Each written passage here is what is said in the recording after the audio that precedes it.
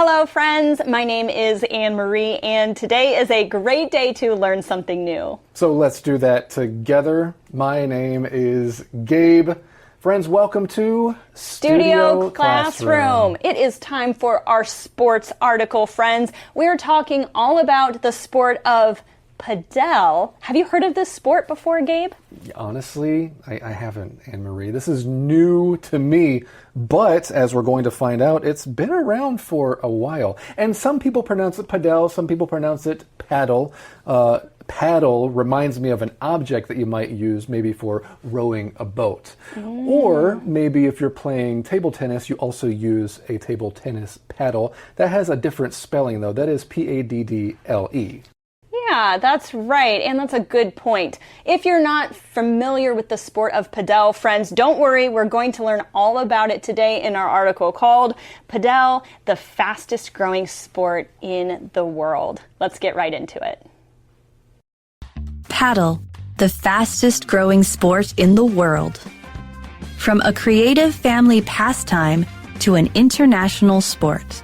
It's not tennis, it's not squash. It's something wilder and more fun. Meet paddle, an action-packed sport.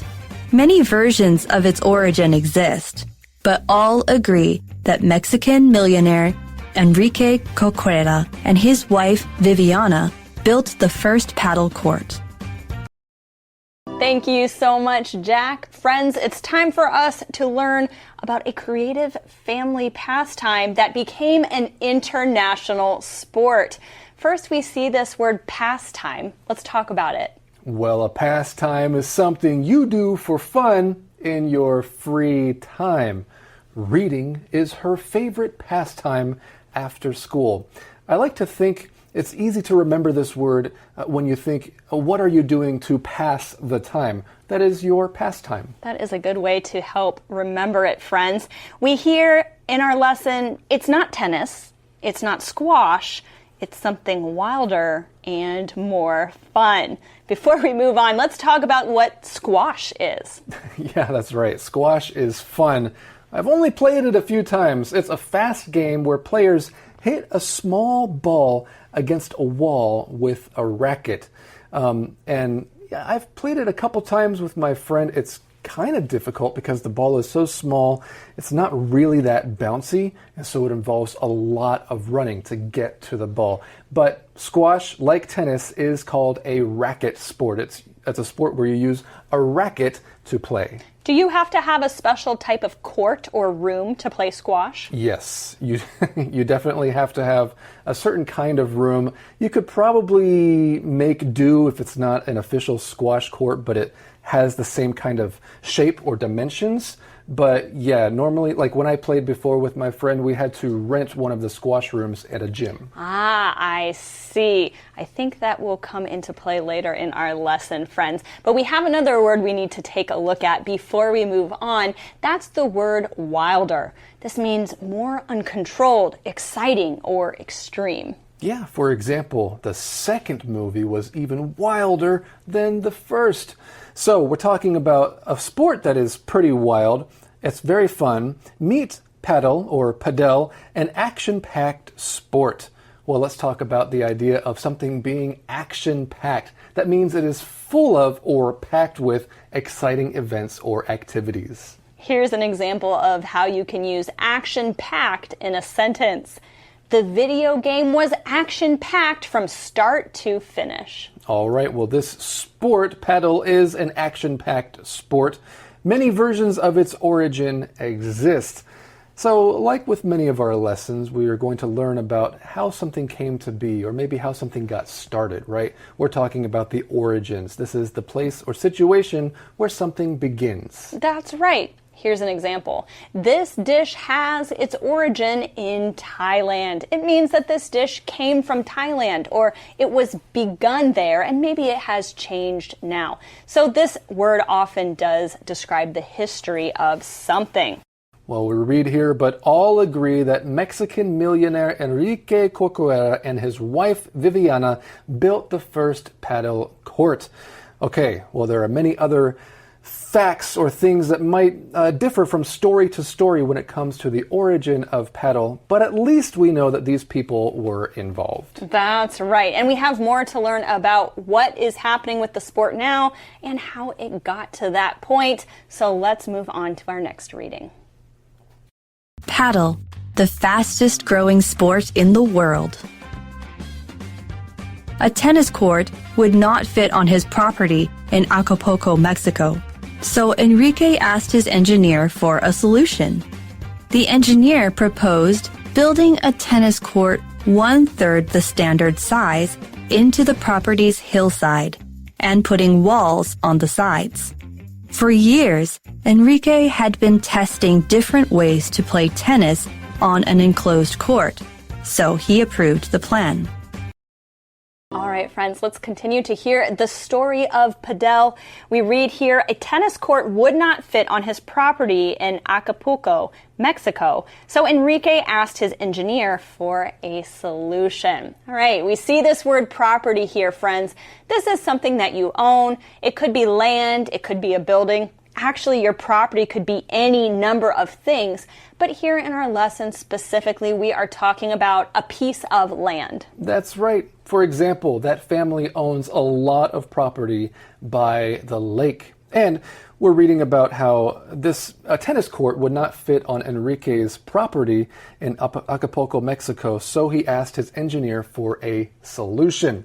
Let's take a look at engineer. This is a person who designs or builds machines, systems, or structures. She wants to become an engineer and build bridges. What is the solution that this engineer came up with? Well, the engineer proposed building a tennis court 1/3 the standard size into the property's hillside and putting walls on the sides. So far it kind of sounds like a squash court to me. That's very similar because it has walls, unlike a tennis court, which is open. Ah, I see. Well, we see here that this engineer proposed to do something.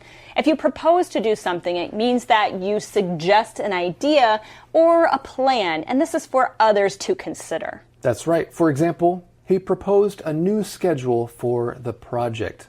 So we read here that this was going to be much smaller than a tennis court, of course. For years, Enrique had been testing different ways to play tennis on an enclosed court. Interesting. So it's not like he didn't like the smaller tennis court. In fact, he was trying to figure out ways to use it so that it could still be fun. And we have an interesting word here to use to talk about the idea of these walls being around the court. This is the word enclosed. If something is enclosed, it means that it's surrounded by walls, fences, or barriers. For example, if you have a dog, maybe you have a yard for the dog to run in, but it is safer if your yard is enclosed, if there is a fence all the way around. Okay, so Enrique was already thinking about this idea of playing tennis in kind of an enclosed area, and so when his engineer proposed this idea with the walls, he approved. What does it mean to approve something? This means to officially accept or agree for something to happen. Here's an example of how you could use approved in a sentence.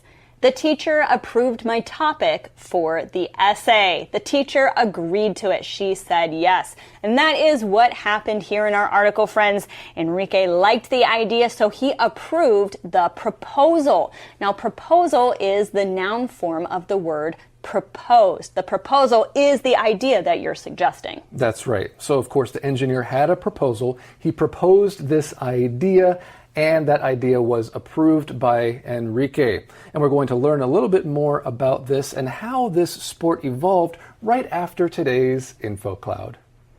Paddle, the fastest growing sport in the world. With that first court, built in 1969, the couple began developing a new sport. Their guests, including princes and celebrities, fell in love with this new racket sport. Paddle was easy to learn, fun to play, entertaining to watch, and challenging to master. In no time, their guests had built their own courts, spreading the sport to Spain and Viviana's homeland, Argentina. Little did they know that the game they later named paddle would become a big hit around the world. Okay, so the proposal for this enclosed court has been approved.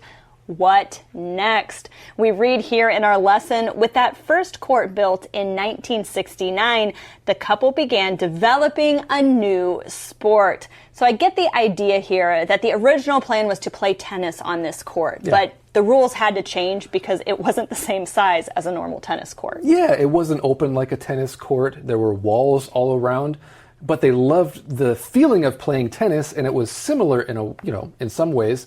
And so they decided to do what they could to maybe develop this activity, which turned into a sport. Well, their guests, including princes and celebrities, fell in love with this new racket sport. I get the idea that these guys were pretty well off. They have a lot of money, and they can invite a lot of important people over to their house. And so a lot of people began to discover this new sport. They fell in love with it. They began to feel very strongly about this sport. Sometimes we use this to talk about things or people. We can use it to talk about romantic love for a person, or we can talk about the idea of really enjoying doing an activity. That's right. Of course, you could talk about a couple falling in love, right? But here we say fall in love with, and then something different. That's not another person, right? They fell in love with this racket sport. Let's talk about that word racket again. I mentioned that tennis and squash are both considered racket sports. Of course, padel is a racket sport as well. Can you think of any other racket sports, Anne-Marie? I was going to say ping pong, but that would be a paddle, not a racket. What about badminton? Badminton is my favorite sport. Not only racket sport, but my favorite sport. Or one of them, anyway. But friends, let's talk a little bit more about that word racket, because this is a tool with a handle and net used in sports like tennis. Here's an example of how you could use racket in a sentence. Don't forget your racket. We're playing badminton today. My favorite. Okay, so we continue here. Padel was easy to learn, fun to play, entertaining to watch, and challenging to master. So it checks all the boxes for a good activity or a good sport, right? It's easy to learn, but it's still challenging to master. What happened next? We read here, in no time, their guests had built their own courts, spreading the sport to Spain and Viviana's homeland, Argentina. We see this phrase, in no time, and here this means very quickly or something happened soon. That's right. For example, after we got home from school, we finished our homework in no time so that we could play video games. That sounds nice. We read on here, little did they know that the game they later named Padel would become a big hit around the world. Little did they know. This is a great phrase for you to know, friends. What does it mean? Well, they didn't realize something important at the time. For another example, little did they know their lives were about to change forever. Now, the only type of person who can say little did they know, or little did he know, or little did she know, is someone who knows more of the story. So think of a narrator or a storyteller or somebody who already knows what happened in the past. That's why they can say little did they know something that was going to happen in the future. Like the writer of our article, they already know the history of Padel, so they can use this phrase. Something else that appears in this sentence is that term, a big hit. If something is a big hit, it means that it is very successful or popular. This is why we use the word hit to refer to songs, especially really famous songs that become really popular almost immediately. The new song was a big hit on the radio. All right, so we're finding out that this new sport was a big hit. It was very popular, and we are not done with the story just yet. But right now, let's go to today's fun fact. Friends, we've only made it through half of our lesson about Padel, but I'm wondering, is this a sport that you would like to try? What do you think, Gabe? Yeah, I've played tennis before. I wasn't a big fan, maybe because I wasn't very good. I really enjoyed playing squash, and I think I should get back into it. But because I enjoyed squash, I'm considering trying Padel.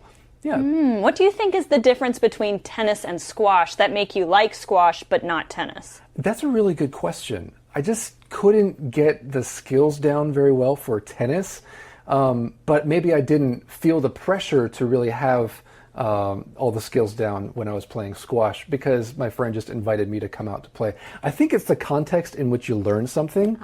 Because I learned tennis in school, it seemed very official. Other people got better than me very quickly. But then when I was just playing this other sport with a friend, there was less pressure and I was able to enjoy it a little more. I also wonder if it has to do with the enclosed court that we were talking about. If it's because of the closed court that you enjoy playing squash, then maybe padel is a good sport for you to try. Well, I would be interested in trying it because before today, I didn't even know this sport existed. All right, friends. Well, that's all the time we have for today. My name is Anne-Marie. And my name is Gabe. We'll see you next time right here on Studio Classroom.